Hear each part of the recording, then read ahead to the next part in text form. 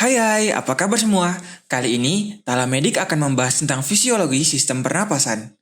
Sebelum itu, ayo kita bahas secara singkat anatomi sistem pernapasan.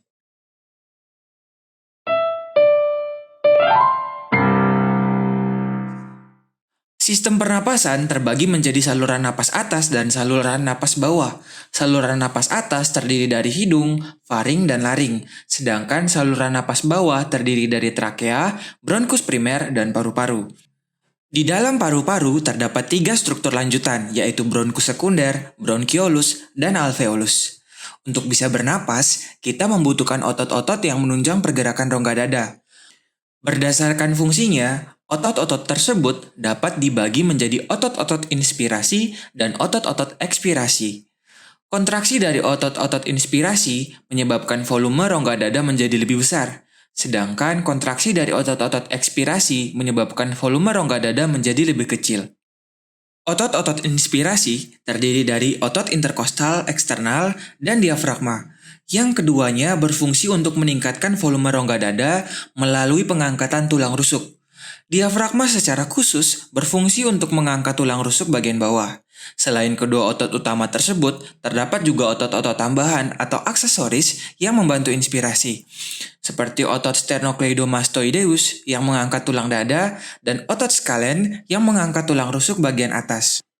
Otot-otot ekspirasi terdiri dari otot interkostal internal dan otot-otot abdominal. Yang keduanya berfungsi untuk menurunkan volume rongga dada dengan cara menarik tulang rusuk ke arah bawah. Otot-otot abdominal secara khusus juga menekan isi dari abdomen sehingga mendorong diafragma ke arah atas, yang pada akhirnya menurunkan volume rongga dada.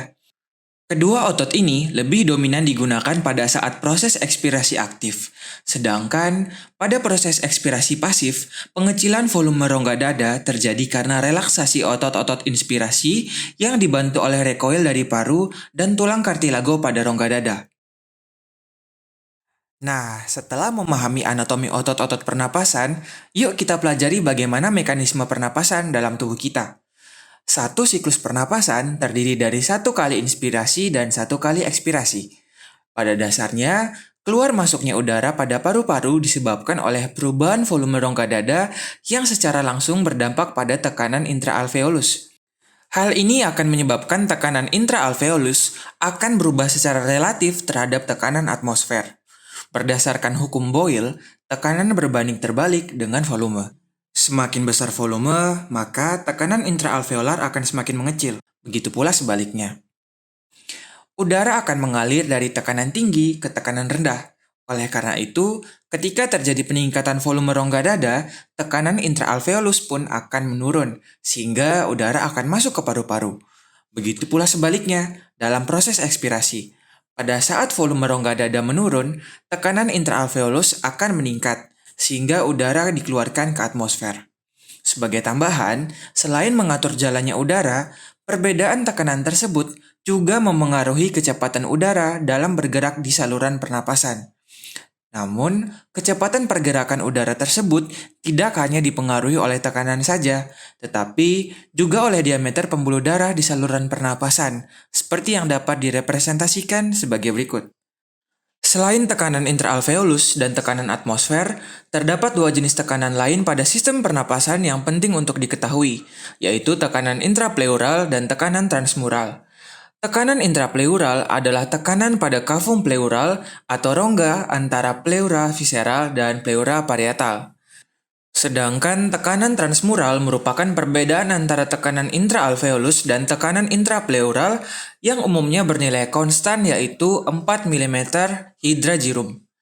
Pada kondisi normal, tekanan intrapleural ikut berfluktuasi sesuai dengan perubahan dari tekanan intraalveolus yang menyebabkan diperolehnya tekanan transmural yang konstan. Tekanan transmural berfungsi sebagai indikasi terjadinya perubahan patologis pada parenkim paru. Kita sudah mempelajari bagaimana sistem inspirasi dan ekspirasi serta tekanan yang berperan dalam proses tersebut. Selanjutnya, bayangkan paru-paru adalah sebuah balon karet yang ditiup. Saat kita meniup balon karet, pasti kita akan kesulitan dan memerlukan tenaga yang lebih besar pada awal peniupan. Hal ini disebabkan oleh tegangan antar bahan karet pada balon yang begitu kuat. Sedangkan saat balon sudah cukup mengembang, proses peniupan akan menjadi lebih mudah. Fenomena ini juga terjadi pada paru-paru, di mana seluruh permukaan alveolar dilapisi oleh air yang memiliki tegangan permukaan. Ikatan antara molekul air ini sangat kuat sehingga tanpa adanya senyawa yang menurunkan tegangan ini, maka permukaan paru akan tertarik dan menciut. Sangat sulit untuk mengembang. Oleh karena itu, terdapat senyawa yang bernama surfaktan. Surfaktan disekresikan oleh sel epitel alveolus tipe 2 atau sel granular yang berfungsi untuk mengurangi tegangan permukaan air di paru-paru. Surfaktan terdiri atas campuran dari beberapa fosfolipid, protein, dan ion. Komponen surfaktan yang paling penting adalah fosfolipid yang bertanggung jawab dalam penurunan tegangan permukaan paru-paru. Hal tersebut dapat terjadi karena fosfolipid surfaktan tidak larut secara merata pada cairan paru-paru, sehingga ikatan antara molekul air menjadi jauh lebih renggang. Oke, ayo kita simpulkan. Sistem pernapasan manusia dapat dibagi menjadi sistem pernapasan atas dan bawah. Dalam proses pernapasan, paru-paru dibantu oleh sekelompok otot inspirasi untuk meningkatkan volume rongga dada dan otot ekspirasi untuk menurunkan volume rongga dada. Udara berpindah dari tekanan tinggi ke tekanan yang rendah. Dalam proses pernapasan, terjadi perubahan volume rongga dada yang menyebabkan perubahan tekanan intraalveolus sehingga udara dapat mengalir masuk atau keluar ke dan dari paru-paru. Kecepatan aliran udara dipengaruhi oleh perbedaan tekanan intraalveolus dan tekanan atmosfer, serta diameter dari pembuluh darah pernapasan. Tekanan intrapleural ikut meningkat atau menurun menyesuaikan dengan fluktuasi tekanan intraalveolus, sehingga tekanan intramural dapat tetap konstan. Surfaktan adalah campuran dari fosfolipid, protein, dan ion yang dihasilkan oleh sel epitel tipe 2 pada paru-paru, yang tugasnya untuk menurunkan tegangan antar molekul air di permukaan paru-paru.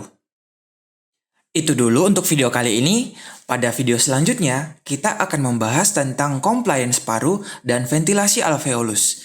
Jangan sampai ketinggalan ya.